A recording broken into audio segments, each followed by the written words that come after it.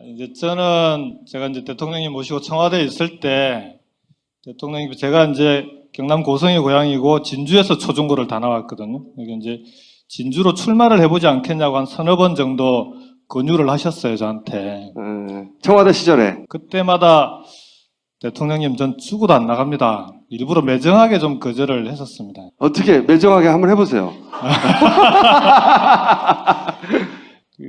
그렇게 안 하면은 계속 말씀하실 것 같더라고요. 그래서 한 서너 번 말씀드리고 나니까 그다음부터는 말씀을 안 아니 근데 하셨는데. 나가라고 한 이유는 뭘까요? 그건 뭐 대통령님께 여쭤봐야 되는데, 일단 자네가 나가면 잘할 것 같네까지는 말씀을 하셨는데, 다른 말씀은 없으셨고요. 대통령 보시기에 이제 영남 지역에 어쨌든 많은 사람들이 출마를 했으면 좋겠다는 게 기본적으로 하나 있고요. 그 다음에 나가서 당선될지 안 될지는 모르지만 좀 정치적으로 많은 사람들이 가서 뿌리를 내리고 영남 지역을 지역주의를 극복하는데 보탬이 됐으면 좋겠다. 그렇게 좀 총알바지 의미도 좀 있었던 거 아니에요? 총알바지. 아니 근데 굳이 여러 사람 중에 자네가 하면 잘할 것 같네 라고 부연 설명은 없었어요? 그 얘기 여러 사람한테 했어요. 부연 설명 없냐고, 부연 설명. 그런 거 부연 설명 잘 안 하시는 분입니다. 그럼 모두 나한테 그런 거 아니야? 잘할 것 같네, 잘할 것 같네. 다 찔러본 거 아니에요? 참여정부 때 영남 출신으로 장관하신 분들은 다 똑같은 얘기를 다 들었던 것 같아요. 네, 영남 지역에 대한 지역주의 극복의 한이라든지 원이 그만큼 크셨던 분이라. 근데 이제 저는 일단 그렇게 매정하게 잘랐던 사람이 이제 대통령님 고향에 내려가서 출마를 하게 되고, 그 다음에. 그 김해는 연고가 없으신 거죠? 그렇죠. 제가 김해 김가라는 거 말고는 아무런 연고가 없습니다. 그러면은 네. 굳이 김해를 선택한 이유는 그냥 노무현 대통령 때문인 거예요? 그렇죠. 이제 김해를 대통령님하고 같이 가족들하고 다 같이 내려갔고, 서거하신 뒤에 김해를 지켜야 된다는 그런 뭐 개인적인 의무감도 좀 있었는데, 그러다가 이제 선거를 앞두고 출마하라는 요구가 있으니까 그게 뭐 운명같이 출마를 하게 됐는데요. 근데 첫 출마에서 떨어지고 나니까 그 다음에는 정말 이 대통령님 계시는 봉화를 가는 게 힘들더라고요. 그래서 이번 선거 마치고는 좀 편하게 대통령님께 그래서 마음의 빚 하나 갚은 것 같다 이렇게 말씀을 드렸던 겁니다. 돌아가시고 나서 내가 그 뜻을 그럼 대신 일부라도 이루겠다 뭐 이런 의지로. 그런 것도 있고요. 네. 대통령님 말씀 중에 본인이 고향에서조차 지지받지 못했다라는 한탄을 가끔 그러니까 가까운 사람들한테 했었거든요. 김해에서도 대선 때 대통령님은 자기 고향에서도 졌었습니다. 투표에서. 그래서 그 차이를 알았어요. 총수는 왜 3번 떨어졌다고 생각하는지. 왜요? 실제로는 2번인데 재보궐선거가 한 번 있었거든요. 그래서 출마를 당시에 했으면 한다고 그러다 안 했죠 그때. 불출마 맞아. 선언을 했죠. 네. 맞아. 그래서 제가 3번이라고 생각했군요. 그리고 나서 봉화에 가서 왜 울었어요? 왜 다른 당선자들은 다 웃는 모습 해주고 별로 좋아하지도 않고 이거 봐. 그 다음에 가서 혼자 울고. 뭐 저렇게 되더라고요. 그 다음날 봉화에 가서 이제 그 경남 지역 당선자들하고 같이 가서 인사를 드리고 마지막에 이제 대통령님께 오랫동안 못 뵀으니까 큰절을 하고 나오는데 좀 울컥하더라고요. 그러니까 대통령님 서거 당시에 잘 못 울었습니다. 그러니까 뭐 초상 장례식 치르고 하느라고. 그러니까 그게 뭐 계속 가슴에 쌓여 있어서 그런지 대통령님과의 관계에서 뭐 전혀 이렇게 울컥할 것 같지 않은 상태에서 울컥울컥하는 울컥병 같은 게 좀 있습니다. 그래서 그날도 절하고 나니까 갑자기 일어서는데 그냥 울컥하더라고요. 그러면 평소에 전혀 예상치 못한 상황에 울컥할 때는 어떤 때예요? 그게 전혀 예상치 못하니까 어떨 때라고 얘기하기가 좀 어렵죠. 그러니까 지나간 거니까. 네. 예를 들어 이럴 때였다. 뭐 편의점에서 가격을 치르다가 난 친노요 그러다가 울컥했다든가. 주로 그런 거죠. 이제 지역에서 이번 선거 때는 울컥했던 게 이제 지역 아동센터라고 저소득층 아이들을 돌봐주는 지역 아동센터에 센터장님들이 이제 대부분 여성들이 많은데 그분들이 와서 간담회를 하는데 자기들은 이제 어렵고 힘든 얘기를 하는데 사실은 지역 아동센터가 대통령님께서 참 심혈을 기울여서 도와줬던 곳이거든요. 근데 그분들이 지금 여러 가지 어려운 사정에 있고 어려운 사정에 있으면서 막 눈물로 얘기를 하시는데 갑자기 울컥하더라고요. 그래서 같이 펑펑 울었습니다 그때. 그리고 제가 또 한 가지 여쭤보고 싶은 게 이런 게 있습니다. 제가 이 소위 누가 분류하지 않아도 어쩔 수 없이 친노 그 레테르가 붙게 되는 분들한테 묻고 싶은 것 중에 하나고, 특히 오늘 김경수 당선자한테 묻고 싶은 건데, 노무현 대통령을 가장 가까이 마지막에 모신 분이니까 여쭤보고 싶은 게, 존경, 지지 이런 거 말고 좋아했어요? 대통령이 모셨던 분들 중에 그러니까 대통령님을 소위 이제 배신하고 돌아서서 뭐 다른 길을 찾은 사람, 그런 사람 거의 없습니다. 근데 이제 그게 존경, 지지 뭐 이런 것만 가지고는 그렇게 되기 어려운 거 아니냐. 인간적으로 좋아하지 않으면, 그러니까 본인을 좋아하게 만드는 매력이 없으면 좀 그렇게 되기 어렵다고 봅니다. 왜? 저도 개인적으로 노무현이라는 사람을 그러니까 뭐 좋아한다. 그렇죠? 그러니까 이 갑자기 운다. 아니 울려고 하는데 그때 그치게 하면 어떡해? 그러니까 전혀 뜻하지 않게 뭐 갑자기 생각이 나고 뭐 이렇게 눈물이 나고 하는 건 좋아하지 않으면 어렵습니다. 그런 건 기본적으로. 왜 좋아하셨어요? 같이 일을 해보면 좋아하게 됩니다. 이게 총수님은 같이 일을 안 해보셨죠? 아니 저희 직원들 저를 참 좋아해요. 그러니까 뭐 몇 가지들이 있는데요. 그러니까 대통령님께서 저를 부를 때 김비서관 또는 경수 씨, 그러니까 마지막까지도 제가 사실은 대통령을 모셨던 참모들 중에는 거의 막내뻘에 가까운데 제일 마지막에 결합을 했으니까 끝까지 경수 씨 또는 김비서관 이렇게 얘기를 하시면서 그러니까 한 번도 저를 하대한 적이 없습니다. 그러니까 저로서는 이제 대통령님께서 일국의 대통령이 자기와 함께 일하는 동지로 바라보고 있구나, 그런 느낌이 들 때가 많죠. 이제 그런 분을 좋아하지 않을 수는 없는 거고요. 저는 직원들을 둘이 이 새끼 저 새끼 하는 거예요. 그러니까 앞에서만 좋아한다고 얘기할 거야. 이름을 부르는 법이 없고 야 이 새끼야. 아, 저하고 비슷한 분이군요. 자, 이번에 그건 알겠고, 이제 부산 경남에서 정의당 혹은 무소속 중에 야권 성향까지 포함하면 총 몇 명이 됐죠? 이번에? 부산, 경남, 울산 합해서 11명이고요. 대구까지 합하면 13명입니다. 상당히 야합이죠, 사실은. 노무현 대통령이 사실 반대했던, 노무현 대통령을 대통령 만드는 그 첫 출발이 저는 그때라고 생각하는데, 근데 왜 이번에는 20몇 년, 한 6, 7년간 안 되다가 이번에 이렇게 한꺼번에 많이 된 거예요?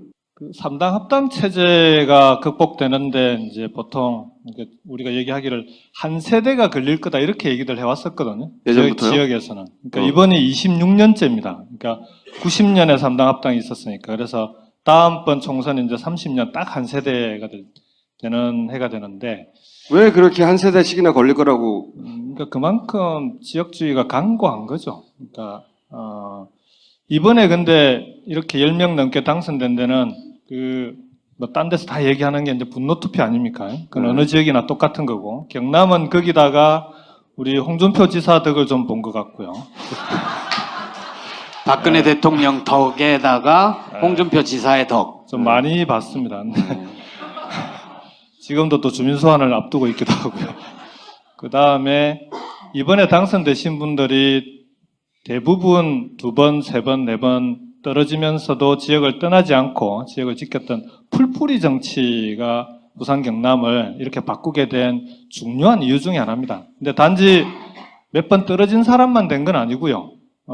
연제구 같은 경우는 처음 출마했는데 2년 동안 정말 열심히 해서 당선되신 분도 있고, 양산의 서영수 후보 같은 경우는 정말 몇 개월 남겨놓고 와서 출마했는데 당선되신 분도 이렇게 좀 다양하게 당선되는 덕분에 이렇게 부산 경남 지역은 나가면은 몇 번씩 떨어지고 고생해야 되는 곳이라는 인식이 강했는데, 이번에는 그분들 덕분에 잘하면 한 번만 해도 될 수 있는 곳으로 이제 그렇게 인식이 돼서요. 어쨌든 그런 풀뿌리 정치가 이 뿌리를 내리고 있었던 게 부산 경남을 바꾸어 나가는 변화의 중요한 계기였다. 저는 그렇게 봅니다. 기본적으로 이제 그 뿌리를 박은 사람들이다. 거기다가 박근혜 대통령님, 홍준표 지사님 주변에서 온갖 도와주는 분들 함께 도와주시니까 이거 웃기진 않는데 농담이 늘었어요. 그러면 이제 정치에 이제 비서관이었다가 정치 인물 하셨으니까 나오신 김에 좀 어려운 질문들을 제가 해볼까 합니다. 우선 오늘 이제 노무현 대통령 7주기라고 해서 이번 방송에서는 친노 이야기 많이 했는데 민주당을 혹은 정권 교체 가능성을 또는 정치를 친노 패권이 망쳤다. 이게 이제 보수의 프레임이에요. 여기 동의하세요? 그 조중동하고 인터뷰할 때만 이런 질문 받는 줄 알았더니 우리 총수님도 이런 질문 하시네요. 그러니까 이거를 잘 극복해가지고 넘기는 답변을 내놓아 보시라고. 왜냐하면 이 프레임이 보수 진영에서 줄기차게 밀고 있는 제1프레임이거든요. 맞습니다. 그 친노 패권주의 관련해가지고 좀 두 가지를 얘기하고 싶은데, 하나는 19대 국회의원들 중에요. 19대 국회 기간 중에 언론에서 보도할 때 이 의원이 친노인지 아닌지 분류를 한 기사들 가끔 나오잖아요. 네. 어떨 때는 친노로 분류됐다가 어떨 때는 비노나 반노로 분류된 의원들 한 몇 명 정도 될 것 같습니다. 자기는 세보고 우리는 안 세봤는데 물어보. 제가 직접 세본 건 아닌데, 네. 또 이런 걸 또 세보는 분도 있더라고요. 변호사인데요. 세보고 나서 47명이라고 그러더라고요. 그러니까 이게 친노라고 하는 분류가 말씀하신 대로 사실 실체가 불분명한 그런 분류인 건 맞는 것 같아요. 그 47명이 친노로 어떨 때는 친노였다가, 어떤 반노로 어떨 들어갔다가 때는 비노였다가, 네. 어떨 때는 반노까지 갔다가, 그 다음에 이제 두 번째는 20대 총선 이후에 지금도 친노를 얘기하면 표창원 교수가 친노입니까? 친경 아니요? 친경찰? 그러니까 이제 19대까지는 그래도 친노라는 분류가 국민들에게 이제 받아들여질 수 있는 그런 분류일 수 있는데, 20대 총선 이후에는 이제는 친노 프레임, 친노 분류라고 하는 거는 좀 의미 없는 그런 분류인데다가 친노 패권주의 비판은 더한 것 같아요. 그러니까 친노 패권주의 얘기하시는 분들한테 총수님 친노 패권주의의 구체적인 실례를 한번 들어주실랍니까? 그거 우리 방송에서 하던 얘기인데요. 네. 그러니까 패권을 부를 수 있는 위치에 있으면 그렇게 당하지도 않는다. 라고 얘기를 해왔죠. 저도 친노 패권주의 비판하시는 분이나 질문하는 기자들한테 구체적인 좀 신뢰를 들어달라. 그러면 내가 해명을 좀 할게. 근데 지금까지 제대로 신뢰를 들어서 질문하신 분이 없습니다. 그러니까 그러면은 친노 패권이라는 비판은 친노들은 정치를 하는 내내 그럼 친노 패권에 대한 비판에 시달릴 텐데, 우리는 정치를 내려놔야 그 비판으로부터 자유로울 수 있는 거 아니냐. 그럼 그렇죠. 다 정치하지 말란 얘기예요, 이게. 정치하지 말라는 얘기가 똑같은 거죠. 그래서 그건 말씀하신 대로 이제 저들이 만들어 놓은 프레임인데, 저는 이제는 이걸 친노 프레임을 어떻게 극복할 거냐라고 자꾸 얘기하는 것 자체가 친노 프레임에 말려드는 거다. 그냥 그 얘기 무시하고 좀 이제 총수님도 그만 물어보시고 이제. 아니, 왜 이래?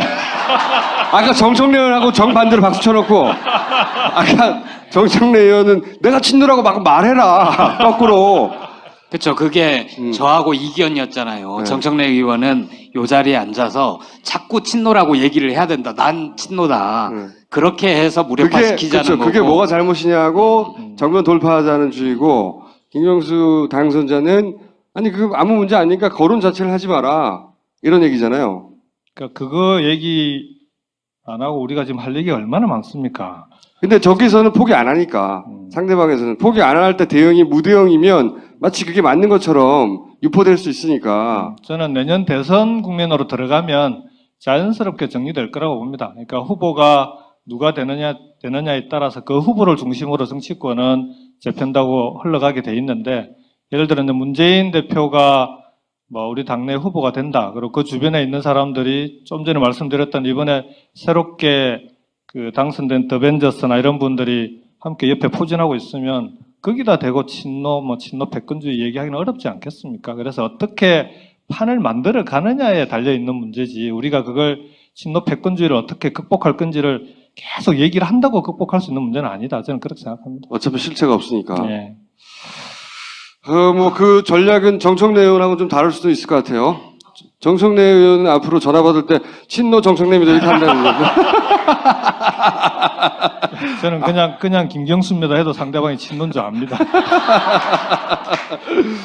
자, 그럼 조금 더 어려운 질문을 하자면, 안철수 대표의 탈당 잘했나요? 이제 결과를 가지고 얘기하기는 어렵고요. 그러니까 탈당할 점에 그때 저도 안철수 대표 측에 있는 분들하고 어떤 분당을 막으려고 무진 애를 썼던 사람 중에 한 명이기 때문에, 탈당은 저는 야권의 분열은 적절치 않다, 맞지 않다라는 생각입니다. 지금도 마찬가지고요. 근데 그 이후에 총선의 결과를 놓고 합리화하는 건 이제 와서 상황이 이렇게 됐으니까 여기서부터 어떻게 할 거냐, 그런 이후에 계획을 짜는 데는 도움이 되지만 그 당시의 역사적 평가는 저는 맞지 않다 이렇게 생각합니다. 그러면 좀 더 어려운, 문재인 대표가 안철수 대표보다 못한 점 뭡니까? 그 질문이 좀 이상해요. 아니, 좋은 점 말고 못한 점. 본인이 생각하기에. 제가 답변은 사실은 저렇게 질문할 거라고 생각을 안 했고요. 문재인 후보의 단점은 뭡니까? 이렇게 물어볼 줄 알았어요. 그건 너무 쉬워. 그 지난주까지는 그랬거든요. 네. 근데 갑자기 새로운 더 가까운 분이니까. 새로운 초식을 구사를 하시네. 못한 점이 있나요?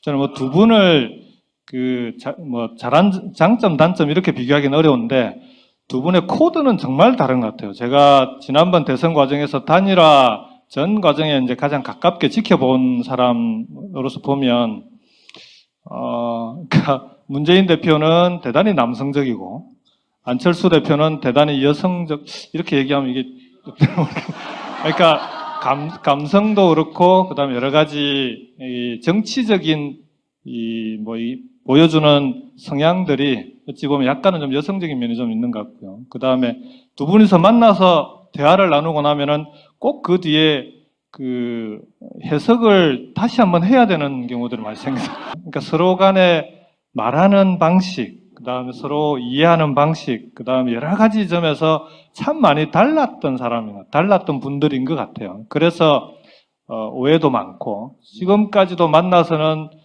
끝이 별로 좋지 않은 이유가 그런 면들이 있는 거 아니냐 생각합니다. 단점은요? 그러면 준비해 오신 답변.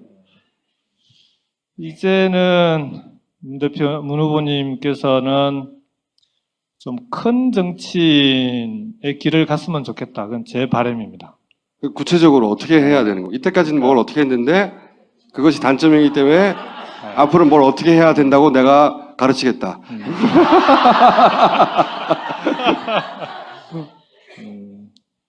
그러니까 문 후보께서 어떻게 해왔다는 얘기를 가지고 할 건 아니고요. 그러니까 지금 문 대표가 국민들로부터 지지를 받기 위해서는 정말 대한민국을 이끌어 나갈 수 있는 큰 담론이나 비전 이런 걸 가지고 국가를 맡겨도 되겠다라는 신뢰를 얻는 게 전 중요하다고 보고요. 그런 점에서 문 대표께서 본인이 내놓는 얘기들이 국민들이 볼 때 뭔가 좀 국가적 담론, 국가적 비전 이런 데 가까운 얘기들을 좀 자주 하셨으면 좋겠다, 저는 개인적으로. 그런 좀 바람이 있습니다. 그래서 그걸 또 이제 옆에서 보좌하는 사람들이 참모들이 함께 풀어가야 될 숙제이기도 하고요. 그래서 그렇게 해 나가신다면 그동안 쌓아놓은 여러 가지 이미지나 이런 데 보태져서 대한민국을 이끌 큰 정치인의 이미지가 더해지면 내년 대선에서 좋은 결과가 있지 않을까. 개인적으로는 그렇게 생각합니다.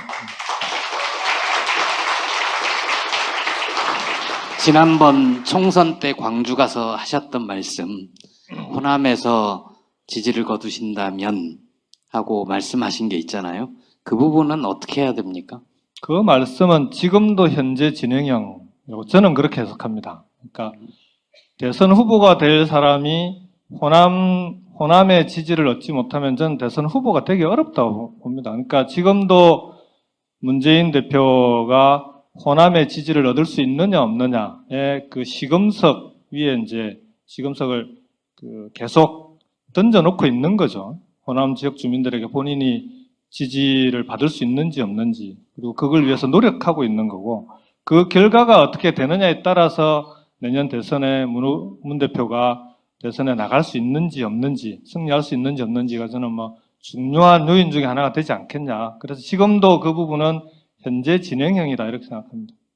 총선에서 끝난 게 아니고 총선의 성적표로 판단할 게 아니라 그건 제가 이제 이번에 5.18 전후해가지고 광주를 여러 번 다녀왔는데요. 이제 부산 경남 지역의 당선자들이 5.18 전에 따로 가서 참배도 하고 강주 시민들도 만나고 했는데 강주 시민들의 얘기도 좀 그렇게 받아들이는 분들이 많지 않은가.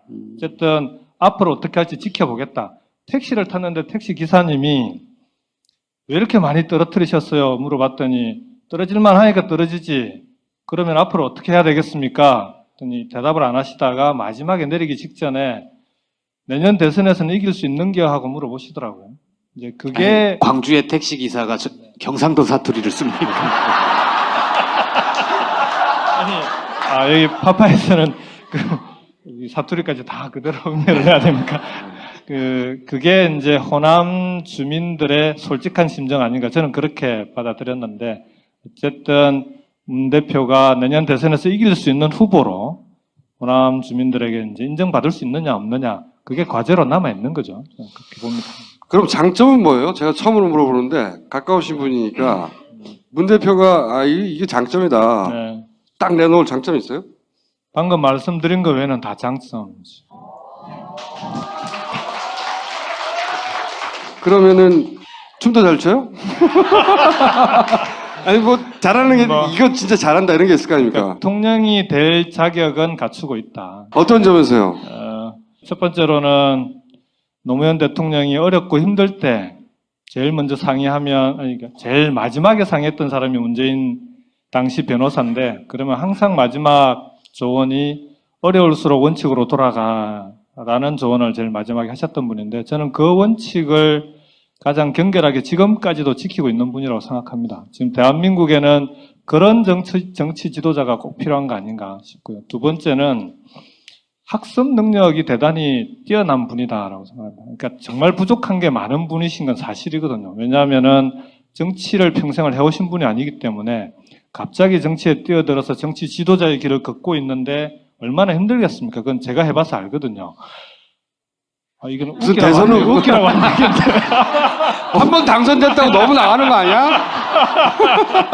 갑자기 지도자 끝. 그러니까 내가 해봐서 아는데 이걸 이명박 정치를 전혀 평생 동안 출마나 현실 정치에 뛰어들 걸 염두에 두지 않았던 사람이 뛰어들었을 때 여러 가지가 다 어렵고 힘든데 그걸 정말 빠르게 습득하고 학습하고 배워 나가시는데 저는 그게 대한민국의 정치 지도자는 원칙과 역사의식을 기본적으로 갖고 정치에서 필요한 건 현실에서 학습하면 된다 저는 개인적으로 그렇게 생각하는데 그런 점에서는 두 가지의 기본 자질은 충분히 갖춘 데다가 학습 능력이 대단히 뛰어나신 분이다 저는 그렇게 생각합니다. 개헌 이야기 나오고 뭐 이원 집정부제 얘기 나오고 분권형 대통령 얘기 나오고 그러니까 지금의 현재 체제를 흔들어 가지고 뭔가 바꾸려고 하는 판을 움직이려는 시도가 있잖아요. 새 판을 짜야 된다 이렇게 얘기하시는 분들 다 의도가 있는 거란 말이죠. 네. 그 의도를 어떻게 해석하십니까? 일단 국민들이 정치판이 바뀌어야 되겠다라고 하는 게 기본적으로 바닥에 좀 깔려 있다고 봅니다. 그래서 그런 점에서 여러 가지 논의들이 백가정명으로 나오는 건 불가피하다고 보고 첫 번째로.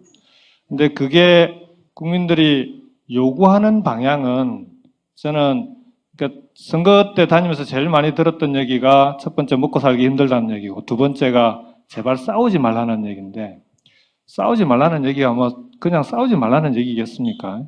나는 먹고 살기 힘든데 니들은 왜 니들 밥그릇 가지고 싸우냐 요 얘기였던 것 같거든요. 제발 내 밥그릇 가지고 국민들 먹고 사는 문제 가지고 싸우기도 하고 좀 지켜달라는 요구인데 그렇게 해내지 못하는 정치판에 대해서 세게 경고를 준 거 아니면 개초리를 든 건데 그렇다면 우리 정치판이 국민들의 그런 요구를 받아 안을 수 있는 판을 새로 짜는 건 판을 만들어야 되는 거는 맞다고 봅니다. 근데 그게 아니라 자신들의 권력, 기득권, 이해관계를 중심으로 또다시 이합 집산하고 판을 짜겠다라고 접근하면 저는 그럼 국민들로부터 심판을 받을 거다. 국민들로부터 지지받지 못할 거다라고 생각합니다. 좀 이런 이해관계나 자기들의 권력을 좀 더 지키기 위한 그런 의도들이 더 강한 거 아닌가 하는 그런 좀 우려를 개인적으로는 하고 있습니다. 김무성 전 대표 어떻게 생각해요?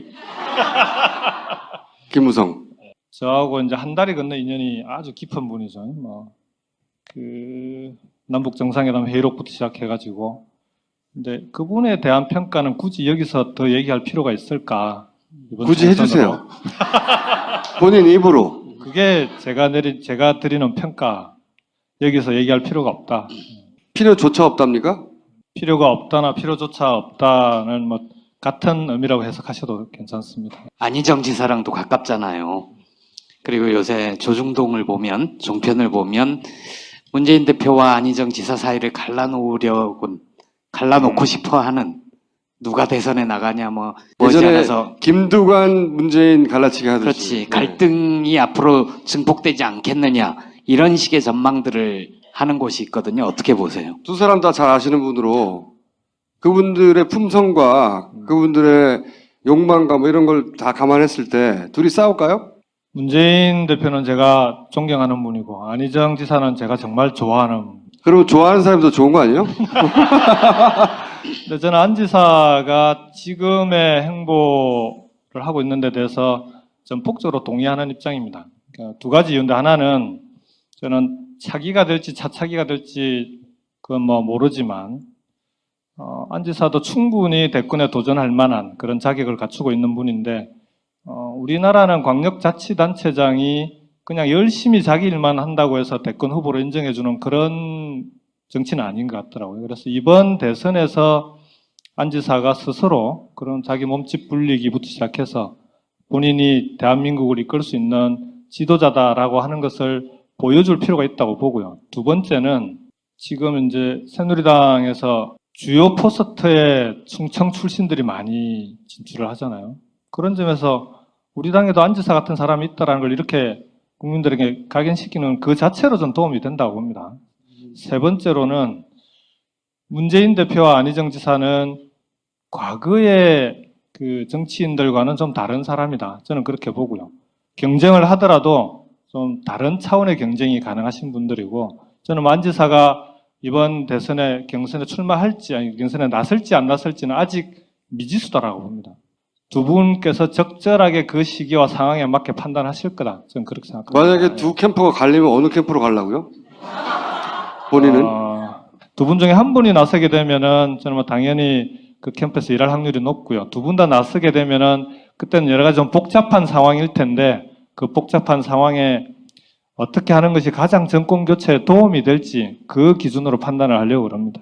반기문 사무총장 충청권 베이스인데 반기문 사무총장은 대권에 자격이 있나요? 참여정부 때 청와대 외교보좌관으로 일하실 때, 그다음 외교부 장관으로 일하실 때의 모습만 가지고 평가를 하면 그 이후에 유엔 사무총장으로 일하실 때는 제가 직접 겪은 게 아니니까 그때까지의 모습으로 보면은 그러니까 천부적인 외교 관료, 그다음에 정말 그 성실하고 노력하는 정말 이게 태생에서부터 외교 관료로 태어나신 분인데 이런 느낌을 참 많이 받았습니다. 근데 이분이 대통령으로서 그다음 대한민국을 이끌 지도자다라는 거는 그때는 한 번도 그런 생각을 해본 적은 없습니다. 그 이후에 유엔 사무총장으로 일하실 때 이후는 그건 좀 평가는 유보를 좀 해놓겠습니다. 자격이 있다 없다가 아니라 생각을 안 해봤다고요? 그러면 생각을 해보시죠? 이제 뭐 국내에 들어와서 본인이 어떻게 하실지를 입장을 내면 그때 한번 생각해 보죠. 그러면 안철수 대표는 대통령 자격이 있다고 생각하세요? 개인적인 판단을 물으시면 저는 그 다음 대통령이 그러니까 대한민국의 다음 대통령은 어떤 대통령이 됐으면 좋을까 개인적으로 생각할 때 그 기준에 볼 때는 안철수 대표가 지금 보여주고 계시거나 안철수 대표 여러 가지 장점이 있음에도 불구하고 다음 대한민국을 이끌 지도자의 기준, 제가 생각하는 기준은 조금 다른 거 아니냐 그렇게 생각합니다. 예를 들면 그러니까 사회적 갈등을 어떻게 제대로 풀고 그 갈등을 녹여내는 그런 정치 지도자가 지금에는 정말 중요한 지도자의 자질이라고 봅니다. 근데 그런 걸 실천하기 위해서는 기본적으로 이 수많은 갈등을 좀 풀어내고 그걸 녹여낼 수 있는 그런 지도자가 필요한데, 그런 점에서는 안철수 대표께서는 좀 이제 앞으로 정치적인 그런 경험이나 이런 게 더 많이 좀 필요하지 않은가, 그렇게 생각합니다. 갈등 조정 능력이 없는 것 같다. 없는 게 아니라 이제 좀 더 많은 노력이 필요하다. 갈등 조정 능력이 힘이 부족하다. 그거네. 짓궂어요. 사실은 파파이스를 그래서 안 나오려고 그랬어요. 어쨌든 어렵게 됐어요. 그럼 국회 들어가서 이번 대선까지 본인의 역할을 어떻게 상정하셨어요? 어렵게 됐다는 걸 제가 조금 더 설명하면 안 될까요? 조금만 더 해보세요, 그러면. 김해가 갑을 국회의원 선거가 2개가 있고요. 그 다음에 김해시장 재선거가 있었습니다. 그리고 봉화마을에 있는 진영읍의 시의원 재선거가 있었고, 비례대표 정당 투표 합하면 총 5개의 선거가 있었는데 5개 선거 모두 더불어민주당이 1등을 했습니다. 제가 이런 자랑을 옛날에 잘 안 했는데 정치하고 나니까 저도 하게 되더라고요. 그러니까 우리 더불어민주당에서는 전국 최고 득표율로 62.4%로 최고 득표율로 당선됐습니다. 대구의 김부겸 선배가 62.3%로 이제 2등으로 두 번째로 높은 득표율인데, 전 김해도 대단하고요. 이번에 영남 지역에서 전국 최고 득표율이 1, 2위가 다 나왔다고 하는 것 자체가 이번 선거에서 대단히 의미 있는 결과였다고 봅니다. 김총수님이 질문하신 데 대해서 이제 답변을 드리겠습니다. 네. 이번에 국회에 들어와서 제가 꼭 해보고 싶은 건 크게 2가지입니다. 하나는 내년 정권교체가 정말 중요하고요. 정권교체 과정에서는 저는 부산 경남 지역을 지금 이번 총선 결과를 그대로 어떻게 하면은 이어나가서 좀 더 부산 경남이 정권교체의 핵심 축이 되게 만들 거냐.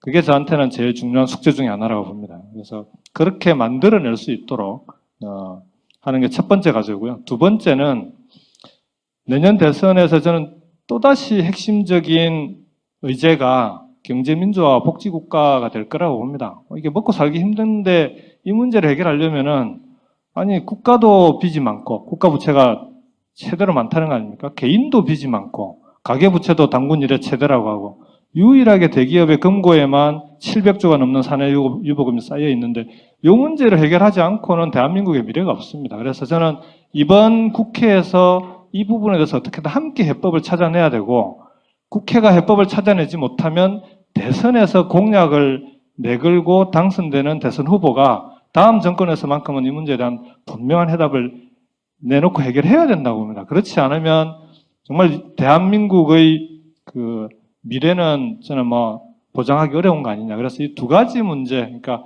정권교체의 부산 경남 지역을 책임질 수 있는 역할을 해야 되고, 두 번째, 다음, 이게 지금 현재 빈부격차, 그 다음에 이런 대한민국 경제 문제를 내년 대선과 결부지어서 꼭 풀어내는 거, 이 2가지가 제가 국회에서 꼭 제가 해야 될 과제가 아닌가 그렇게 생각합니다. 이 파파이스를 보는 사람들도 그 지역에 살든 살지 않던 김경수 당선자를 응원하는 사람이 많아요. 그분들에게 내가 앞으로 당선돼서 이제 이렇게 하겠다라고 한마디 하시고 가시죠, 이제. 파파이스는 제 아내가 정말 자주 듣는 팬입니다. 그래서 제가 들을 시간이 없으니까 파파이스 듣고 와서 누가 출연했는데 이런 얘기를 하더라, 또는 우리 김총수가 어떻더라, 이런. 그 어떻더라를 구체적으로 얘기를 해서. 좋게 표현하면 짓궂더라부터 시작해서. 나쁘게 뭐라고 말하던가요? 파파이스 팬들이 이제 집사람이 그러니까 출연했으면 좋겠다라고 얘기하는 분들이 좀 있다 또는 많다, 이런 얘기를 전해주시기도 하고 했거든요.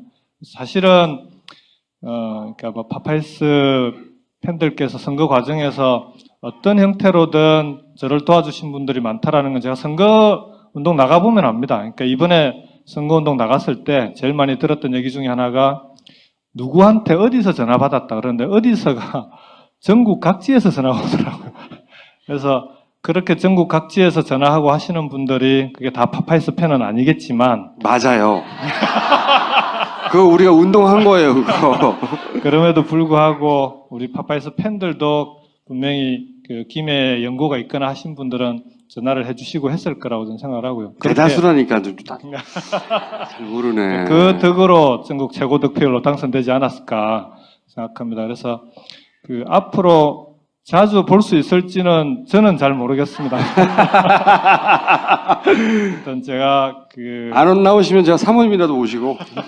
아까 말씀드렸던 그러니까 이번 국회에서 제가 국회의원으로서 꼭 하고 싶은 일, 해야 될 역할 이런 부분을 필요하다면 그 일을 하는데 도움이 된다면 파파이스 팬들께도 나와서 인사를 드리면서 이런 거는 같이 합시다라고도 말씀을 드리고 그 다음에 분명히 이 문제는 제가 혼자 풀 수 있는 문제가 아니고요. 정말 그 대한민국 국민들이 함께 풀어야 되는 문제라 함께 풀어야 되는 부분에서 우리 파파이스를 좋아하시는 분들과 함께 풀어나갔으면 좋겠습니다.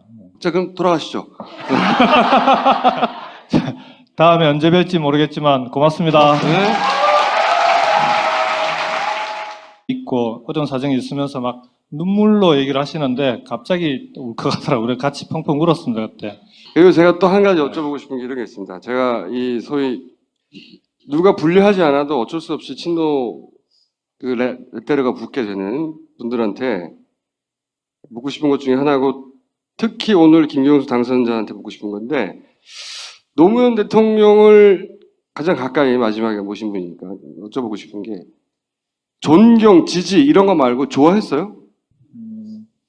대통령이 모셨던 분들 중에 그러니까 대통령님을 소위 이제 배신하고 돌아서서 뭐 다른 길을 찾은 사람 그런 사람 거의 없습니다. 근데 이제 그게 존경, 지지 뭐 이런 것만 가지고는 그렇게 되기 어려운 거 아니냐. 인간적으로 좋아하지 않으면 그러니까 본인을 좋아하게 만드는 매력이 없으면 좀 그렇게 되기 어렵다고 봅니다. 왜? 저도 개인적으로 노무현이라는 사람을 그러니까 뭐 좋아한다. 그렇죠? 그러니까 이 갑자기 운다. 아니 울려고 하는데 그때 그치기 하면 어떡해? 그러니까 전혀 뜻하지 않게 뭐 갑자기 생각이 나고 뭐 이렇게 눈물이 나고 하는 건 좋아하지 않으면 어렵습니다. 그런 건 기본적으로. 왜 좋아하셨어요? 같이 일을 해보면 좋아하게 됩니다. 이렇게 총수님은 같이 일을 안 해보셨죠? 아니 저희 직원들 저를 참 좋아해요. 그럼 다 웃는 모습 해주고 별로 좋아하지도 않고 이거 봐. 그 다음에 가서 혼자 울고. 뭐 저렇게 되더라고요. 그 다음날 봉화에 가서 이제 그 경남 지역 당선자들하고 같이 가서 인사를 드리고 마지막에 이제 대통령님께 오랫동안 못 뵀으니까 큰절을 하고 나오는데 좀 울컥하더라고요. 그러니까 대통령님 그 당시에 잘 못 울었습니다. 그러니까 뭐 초상 장례식 치르고 하느라고. 그러니까 그게 이게 뭐 계속 가슴에 쌓여 있어서 그런지 대통령님과의 관계에서 뭐 전혀 이렇게 울컥할 것 같지 않은 상태에서 울컥울컥하는 울컥병 같은 게 좀 있습니다. 그래서 그날도 절하고 나니까 갑자기 일어서는데 그냥 울컥하더라고요. 그러면 평소에 전혀 예상치 못한 상황에 울컥할 때는 어떤 때예요? 그게 전혀 예상치 못하니까 어떨 때라고 얘기하기가 좀 어렵죠. 그러니까 지나간 거니까 네. 예를 들어 이럴 때였다 뭐 편의점에서 가격을 치르다가 난 친노요 그러다가 울컥했다든가. 주로 그런 거죠. 이제 지역에서 이번 선거 때는 울컥했던 게 이제 지역 아동센터라고 소득층 아이들을 돌봐주는 지역 아동센터에 센터장님들이 이제 대부분 여성들이 많은데 그분들이 와서 간담회를 하는데 자기들은 이제 어렵고 힘든 얘기를 하는데 사실은 지역 아동센터가 대통령님께서 참 심혈을 기울여서 도와줬던 곳이거든요. 근데 그분들이 지금 여러 가지 어려운 사정에 이제 제가 이제 대통령님 모시고 청와대에 있을 때 대통령님 제가 이제 경남 고성이 고향이고 진주에서 초중고를 다 나왔거든요. 여기 이제 진주로 출마를 해보지 않겠냐고 한 서너 번 정도 권유를 하셨어요, 저한테. 청와대 시절에. 그때마다 대통령님 전 죽어도 안 나갑니다. 일부러 매정하게 좀 거절을 했었습니다. 어떻게 매정하게 한번 해보세요. 그렇게 안 하면 계속 말씀하실 것 같더라고요. 그래서 한 서너 번 말씀드리고 나니까 그다음부터는 말씀을 안 아니 근데 하셨는데. 나가라고 한 이유는 뭘까요? 그거 뭐 대통령님께 여쭤봐야 되는데, 일단 자네가 나가면 잘할 것 같네까지는 말씀을 하셨는데, 다른 말씀은 없으셨고요. 대통령 보시기에 이제 영남 지역에 어쨌든 많은 사람들이 출마를 했으면 좋겠다는 게 기본적으로 하나 있고요. 그 다음에 나가서 당선될지 안 될지는 모르지만 좀 정치적으로 많은 사람들이 가서 뿌리를 내리고 영남 지역을 지역주의를 극복하는데 보탬이 됐으면 좋겠다. 그렇게 좀 총알바지 의미도 좀 있었던 거 아닌가요? 총알바지. 아니 근데 굳이 그런 건 여러 사람 아니고. 중에 자네가 하면 잘할 것 같네라고 부연 설명은 없었어요? 그 얘기 여러 사람한테 했어요. 부연 설명 없냐고 부연 설명. 그런 거 부연 설명 잘 안 하시는 분입니다. 그럼 모두 나한테 그런 거 아니야? 잘할 것 같네. 잘할 것 같네. 다 찔러본 거 아니에요? 참여정부 때 영남 출신으로 장관하신 분들은 다 똑같은 얘기를 다 들었던 것 같아요. 네, 영남 지역에 대한 지역주의 극복의 한이라든지 원이 그만큼 크셨던 분이라 그러니까 뭐 몇 가지들이 있는데요. 그러니까 대통령님께서 저를 부를 때 김비서관 또는 경수 씨, 그러니까 마지막까지도 제가 사실은 대통령을 모셨던 참모들 중에는 거의 막내뻘에 가까운데 제일 마지막에 결합을 했으니까 끝까지 경수 씨 또는 김비서관 이렇게 얘기를 하시면서 그러니까 한 번도 저를 하대한 적이 없습니다. 그러니까 저로서는 이제 대통령님께서 일국의 대통령이 자기와 함께 일하는 동지로 바라보고 있구나, 그런 느낌이 들 때가 많죠. 이제 그런 분을 좋아하지 않을 수는 없는 거고요. 저는 직원들을 두루 이 새끼 저 새끼 하는 거예요. 그러니까 앞에서만 좋아한다고 얘기할 거야. 이름을 부르는 법이 없고 야 이 새끼야. 저하고 비슷한 분이군요. 자, 이번에 그건 알겠고 이제 부산 경남에서 정의당 혹은 무소속 중에 야권 성향까지 포함하면 총 몇 명이 됐죠? 이번에? 부산, 경남, 울산 합해서 11명이고요. 대구까지 합하면 13명입니다. 상당히 야합이죠, 사실은. 노무현 대통령이 사실 반대했던. 노무현 대통령을 대통령 만드는 그 첫 출발이 저는 그때라고 생각하는데. 근데 왜 이번에는 20몇 년, 한 6, 7년간 안 되다가 이번에 이렇게 한꺼번에 많이 된 거예요? 그 3당 합당 체제가 극복되는데 이제 보통 우리가 얘기하기를 한 세대가 걸릴 거다 이렇게 얘기들 해왔었거든요. 예전부터요? 지역에서는. 그러니까 이번이 26년째입니다. 그러니까 근데 이제 저는 일단 그렇게 매정하게 잘랐던 사람이 이제 대통령님 고향에 내려가서 출마를 하게 되고 그 다음에 그 김해는 연고가 없으신 거죠? 그렇죠. 제가 김해 김가라는 거 말고는 아무런 연고가 없습니다. 그러면은 네. 굳이 김해를 선택한 이유는 그냥 노무현 대통령 때문인 거예요? 그렇죠. 이제 김해를 대통령님하고 같이 가족들하고 다 같이 내려갔고 서거하신 뒤에 김해를 지켜야 된다는 그런 뭐 개인적인 의무감도 좀 있었는데 그러다가 이제 선거를 앞두고 출마하라는 요구가 있으니까 그게 뭐 운명같이 출마를 하게 됐는데요. 근데 첫 출마에서 떨어지고 나니까 그 다음에는 정말 이 대통령님 계시는 봉화를 가는 게 힘들더라고요. 그래서 이번 선거 마치고는 좀 편하게 대통령님께 그래서 마음의 빚 하나 갚은 것 같다 이렇게 말씀을 드렸던 겁니다.